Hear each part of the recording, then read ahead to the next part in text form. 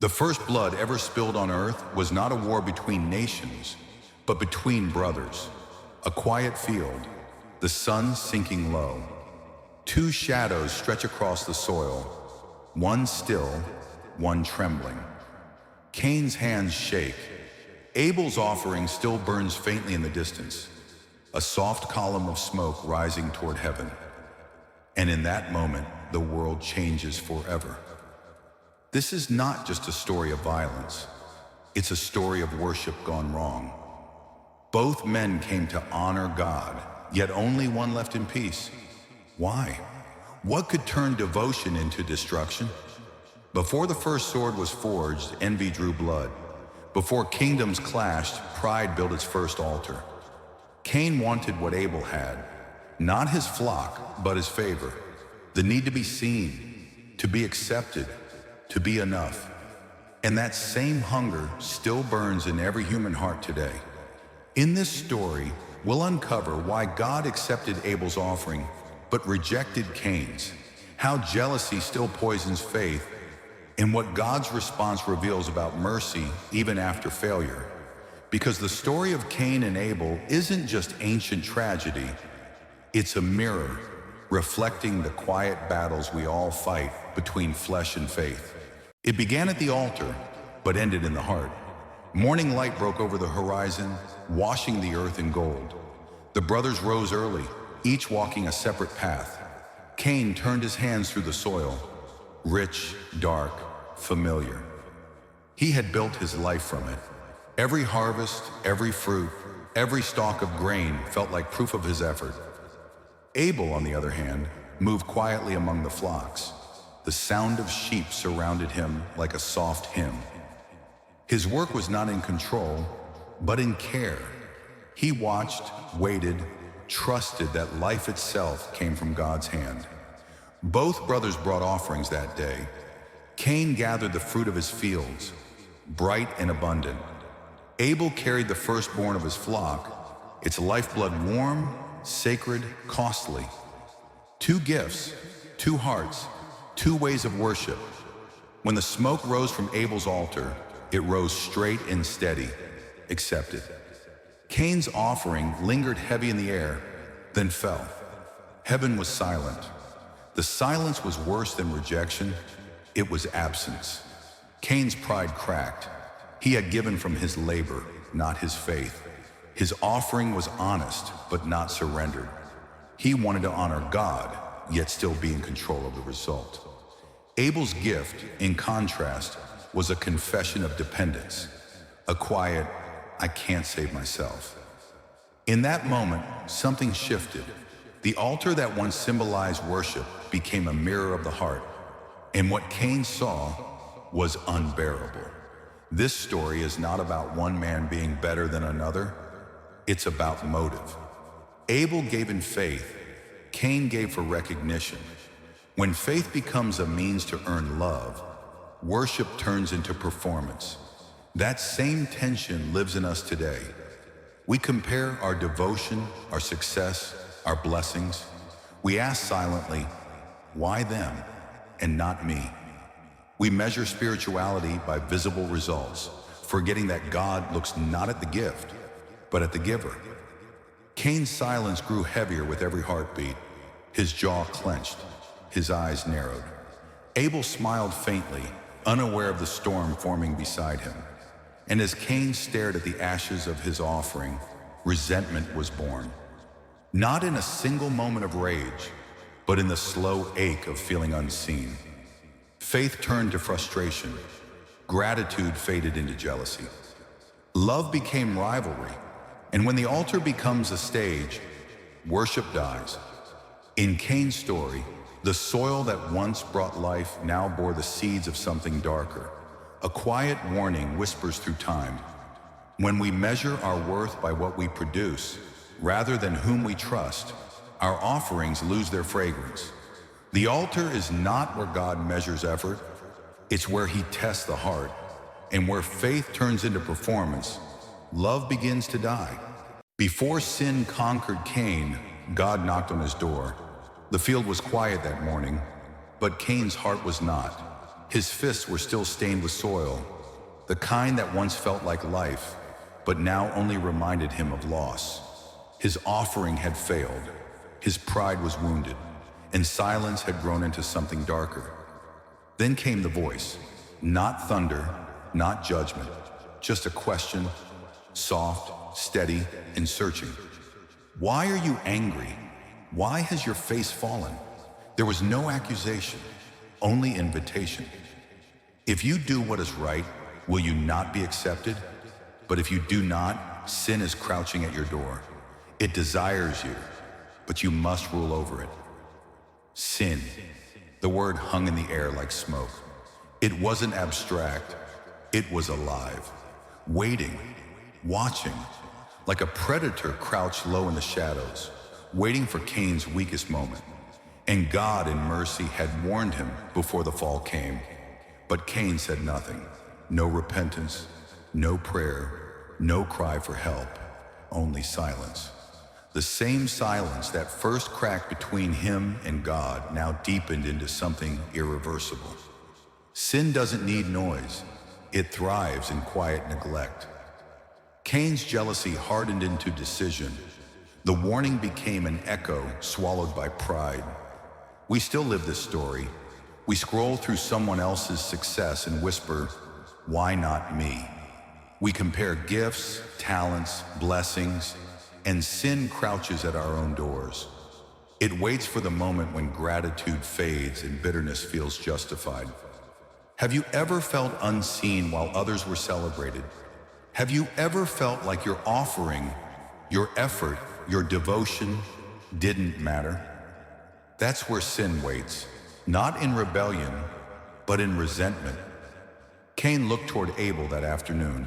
The light caught his brother's face, peaceful, content, unaware.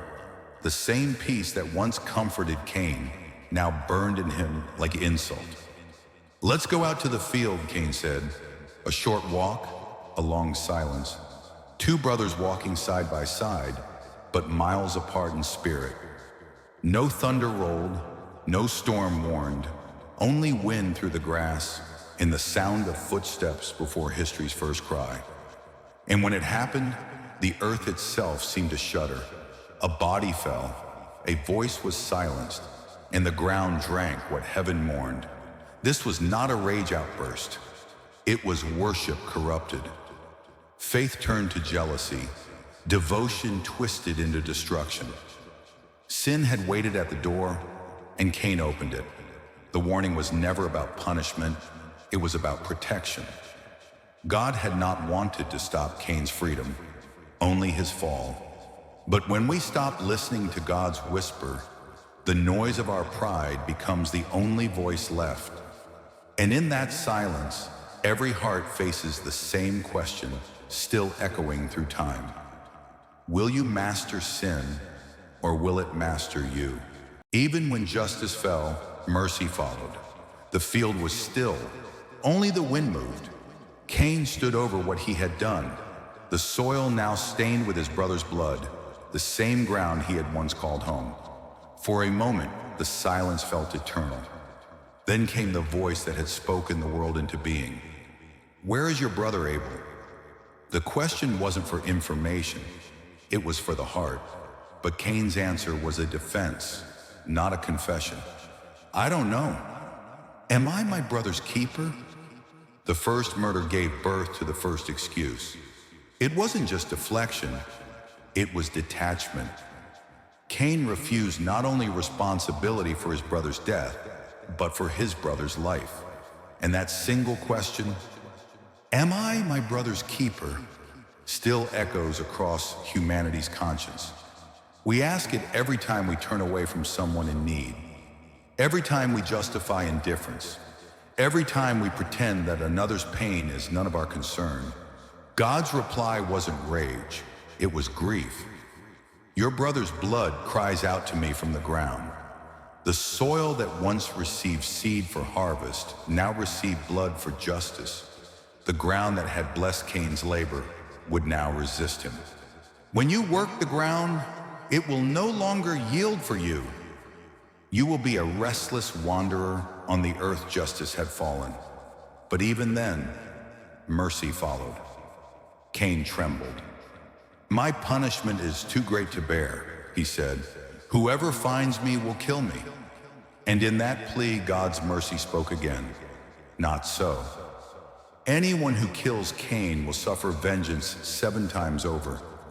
Then the Lord placed a mark upon Cain, not as a curse, but as a covering. The mark was not to shame him, but to shield him. Even in exile, God protected the man who had spilled his brother's blood. That is the paradox of divine love. Justice does not erase mercy, and mercy does not cancel justice. Cain would walk under the weight of consequence, but not under abandonment. As he left the land of his birth, the sky burned red, a reminder of blood, of grief, of grace. Each step carried both punishment and protection. He walked away, not destroyed, but changed, haunted, preserved, a living testimony that sin has a cost, but grace always has a voice. The image lingers. Cain, alone on a barren road, shoulders heavy, eyes hollow. The horizon glows with the light of mercy he didn't deserve, but couldn't escape. Tears fall, not of repentance, but of realization. He still breathes by grace alone. The battle between flesh and faith never ended. It moved into us. Cain's story is not just ancient tragedy. It is the mirror we still face every day. Every time jealousy whispers, "You deserve more," or pride mutters, "You can do this without God," the same door opens that once stood before Cain. Sin still crouches there, patient and persuasive, dressed not in violence, but in validation. We see it in our quiet comparisons, when someone else's success feels like our failure. We feel it in our need to prove, perform, and be enough. We try to earn the approval that grace already offers freely. The altar becomes a competition, worship becomes work, faith becomes fatigue, but the same God who warned Cain still speaks to us today, not in wrath, but in love. He does not ask, "What have you done?" to condemn, but "Where is your heart?" to restore. Before we strike with words, envy, or silence, he whispers, "You can master this. You are not made to be ruled by anger." So pause for a moment, breathe, listen.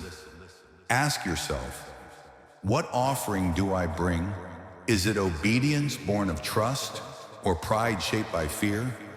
Because the truth is, God does not look at the size of our sacrifice, but the surrender behind it. Even if your faith feels like Cain's, wounded, angry, or unseen, God still speaks mercy. He still marks you, not for punishment, but for preservation. He still walks beside those who wander. You may have stepped away from his voice, but he has never stepped away from yours. This is not a story about a brother's death. It's a story about a father's heart. A heart that grieves over jealousy, but still guards the jealous. A heart that disciplines, yet refuses to destroy. A heart that turns consequence into calling and exile into encounter. So I invite you to reflect. Which part of Cain's struggle feels most human to you? Share your thoughts below. Your honesty might heal someone else's silence. And if this message stirred something in you, share it with someone wrestling with comparison or doubt. Subscribe and walk with us through the story of redemption, one chapter at a time. Next time, we'll witness the dawn of civilization and how God's promise survived beyond Eden's exile. If this story touched your heart, remember, grace still writes new endings. Even after blood was spilled, God's mercy never ran dry. Because the story of Cain and Abel was never just about loss, it was always about love that refused to end.